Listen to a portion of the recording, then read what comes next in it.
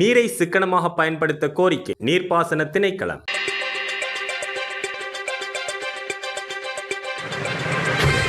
நாட்டின் எல்னினோ காலநிலை மற்றும் வெப்பநிலை உயர்வு காரணமாக வறட்சி ஏற்படும் அபாயம் அதிகரித்துள்ளதால் நீர்ப்பாசனம் மற்றும் குடிநீரை சிக்கனமாக பயன்படுத்துமாறு நீர்ப்பாசன திணைக்களம் பொதுமக்களையும் விவசாயிகளையும் கேட்டுக் கொண்டுள்ளது. நாட்டின் 80 பிரதான நீர்த்தேக்கங்களில் தற்போது சுமார் 48% நீர் மட்டுமே காணப்படுவதாக நீர்ப்பாசன திணைக்களத்தின் நீர் முகாமைத்துவ பிரிப்பின் பணிப்பாளர் HMPSD ஹேரத் தெரிவித்துள்ளார். தற்போதைய நீர் கையிருப்பு நடைபெற்று வரும் யாழ பயிர்ச்செய்கை பருவத்திற்கு போதுமானதாக இருக்கும் என எதிர்பார்க்கப்படுகிறது. இருப்பினும் வறட்சியான நிலை தொடர்ந்தால் அடுத்த மகா பருவ பயிற்சிகையை பாதிக்காத வகையில் முன்னுரிமை அடிப்படையில் நீரை விநியோகிப்பதற்கான விசேட நீர் முகாமைத்துவ திட்டங்களை அதிகாரிகள் தயாரித்துள்ளதாக அவர் குறிப்பிட்டுள்ளார். காலநிலை மாற்றத்தின் தாக்கங்களை கட்டுப்படுத்த நீர்ப்பாசன திணைக்களம் குறுகிய மற்றும் நீண்ட கால திட்டங்களை ஏற்கனவே ஆரம்பித்துள்ளது. இதில் வறட்சி வலயங்களில் உள்ள பாரம்பரிய எல்லங்க குளத்தொகுதிகளை புனரமைத்தல் மற்றும் வறட்சிக்குள்ளாகும் பகுதிகளுக்கு மேலதிக நீரை திசை திருப்புவதற்கான வடமத்திய மாகாண கால்வாய் திட்டங்களை துரிதப்படுத்துதல் ஆகியவை உள்ளடங்கும். மேலும் நீர் விரயத்தை தவிர்ப்பதற்காக நீர்ப்பாசன கால்வாய்களுக்கு